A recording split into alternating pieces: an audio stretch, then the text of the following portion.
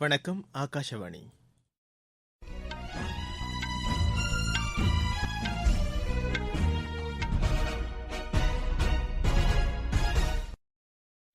செய்திகள் வாசிப்பவர் முகமது. தலைப்புச் செய்திகள்: நாட்டின் கிழக்கு பகுதி பிரத்யேக சரக்கு போக்குவரத்து வழித்தடத்தை பிரதமர் திரு நரேந்திர மோடி இன்று தொடங்கி வைக்கிறார். கோவிட்-19 தொற்று பரவலை கட்டுப்படுத்த நாடு முழுவதும் தற்போது செயல்பாட்டில் உள்ள கண்காணிப்பு நடவடிக்கைகள் மற்றும் கட்டுப்பாடுகள் அடுத்த மாதம் 31ஆம் தேதி வரை நீட்டிக்கப்பட்டுள்ளது. புதிய வேளாண் சட்டங்கள் தொடர்பாக போராட்டம் நடத்தி வரும் விவசாயிகளை நாளை பேச்சுவார்த்தைக்கு வருமாறு மத்திய அரசு அழைப்பு விடுத்துள்ளது. சுயசார்புடன் கூடிய புதிய இந்தியாவை உருவாக்க முன்வருமாறு மாணவர்களுக்கு மத்திய கல்வி அமைச்சர் திரு ரமேஷ் பொக்ரியால் நிஷாங்க் வேண்டுகோள் விடுத்துள்ளார். இந்தியாவுக்கு எதிரான இரண்டாவது டெஸ்ட் கிரிக்கெட் போட்டியின் இரண்டாவது இன்னிங்ஸில் ஆஸ்திரேலியா 9 விக்கெட் இழப்புக்கு 194 ரன் எடுத்துள்ளது. இனி விரிவான செய்திகள். நாட்டின் கிழக்கு பகுதிகளை பிரத்யேக சரக்கு போக்குவரத்து வழித்தடத்தை பிரதமர் திரு நரேந்திர மோடி இன்று காணொலி காட்சி வாயிலாக தொடங்கி வைக்கிறார்.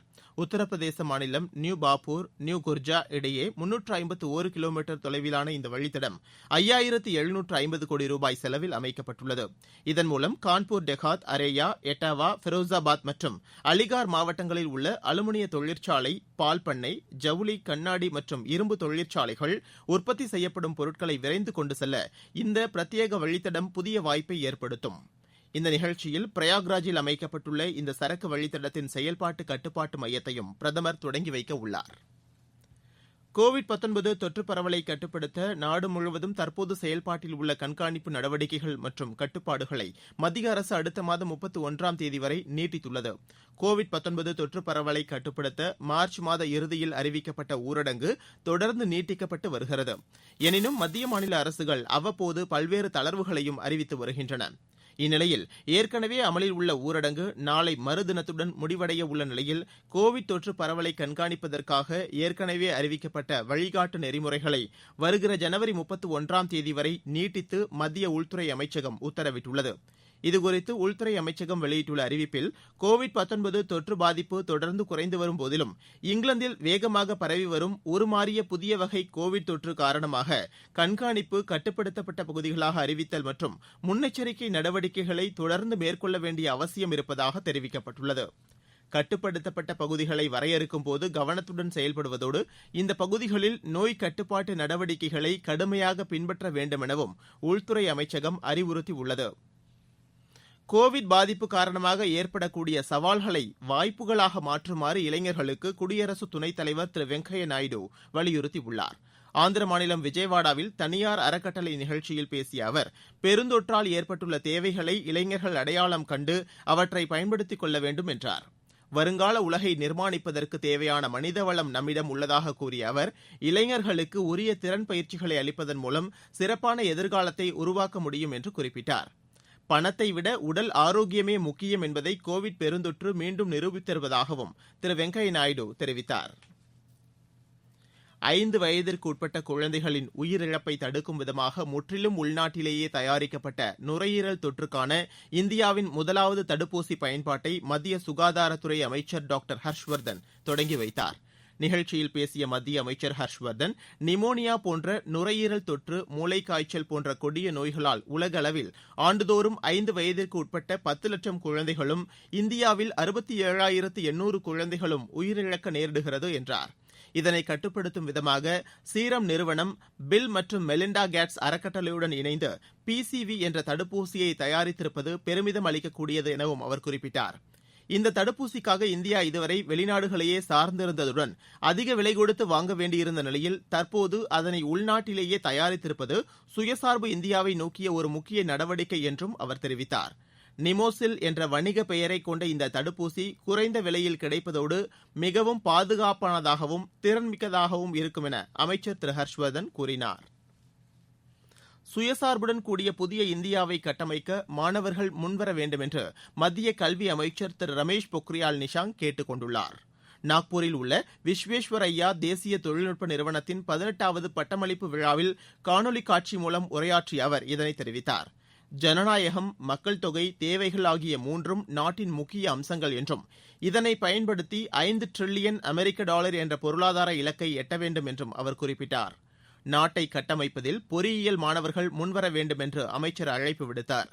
மத்திய அரசு செயல்படுத்தி வரும் ஸ்டார்ட் அப் இந்தியா, உற்பத்திக்கான இந்தியா, டிஜிட்டல் இந்தியா போன்ற பல்வேறு திட்டங்களை அப்போது அவர் பட்டியலிட்டார். நீங்கள் கேட்டுக்கொண்டிருப்பது ஆகாஷவாணியின் செய்தி அறிக்கை.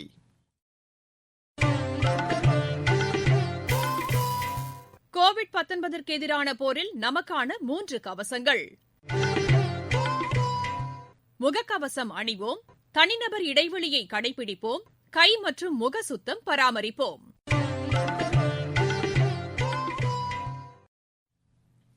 ஐக்கிய முற்போக்கு கூட்டணி ஆட்சிக் காலத்திலேயே அப்போதைய பிரதமர் டாக்டர் மன்மோகன் சிங்கும் வேளாண்துறை அமைச்சராக இருந்த திரு சரத் பவாரும் வேளாண் சட்டங்களை கொண்டுவர விரும்பியதாக மத்திய வேளாண் மற்றும் விவசாயிகள் நலத்துறை அமைச்சர் திரு நரேந்திர சிங் தோமர் கூறியுள்ளார்.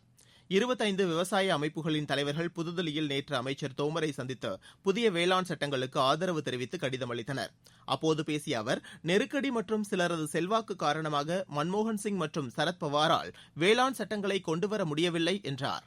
ஆனால் தற்போதைய பிரதமர் திரு நரேந்திர மோடி விவசாயிகளின் நலனுக்காகவும் நாட்டின் வளர்ச்சிக்காகவும் தன்னலமற்ற முறையில் அயராது பாடுபட்டு வருவதாகவும் அவர் தெரிவித்தார். விவசாய சங்கங்களின் தலைவர்களின் ஒத்துழைப்பு, நேர்மறையான செயல்பாடுகள் மற்றும் புதிய சட்டங்கள் அமல்படுத்தப்பட்ட விதத்தை புரிந்து கொண்டது போன்றவை புதிய சட்டங்கள் குறித்து விவசாயிகளுக்கு விளக்கம் அளித்ததில் அரசுக்கு வெற்றி கிடைத்துள்ளது என்ற நம்பிக்கையை ஏற்படுத்தியிருப்பதாகவும் கூறினார். இதன் மூலம் புதிய பாதை வகுக்கப்பட்டிருப்பதாகவும் இந்தியாவின் வேளாண் துறை வளம் பெறும் என்றும் அவர் குறிப்பிட்டார். புதிய வேளாண் சட்டங்கள் தொடர்பாக போராட்டம் நடத்தி வரும் விவசாயிகளை நாளை பேச்சுவார்த்தைக்கு வருமாறு மத்திய அரசு அழைப்பு விடுத்துள்ளது. போராட்டத்தில் ஈடுபட்டுள்ள 40 விவசாய சங்கங்களின் பிரதிநிதிகளுக்கு பேச்சுவார்த்தைக்கு வருமாறு மத்திய அரசு கடிதம் அனுப்பியுள்ளது.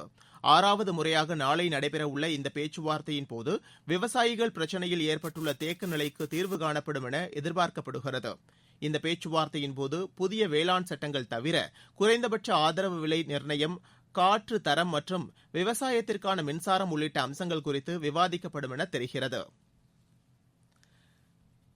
கத்தாரில் 2022ஆம் ஆண்டு ஃபிஃபா உலகக்கோப்பை கால்பந்து போட்டி நடைபெறவுள்ள விளையாட்டு அரங்கை வெளியுறவுத்துறை அமைச்சர் திரு எஸ். ஜெய்சங்கர் நேரில் பார்வையிட்டார்.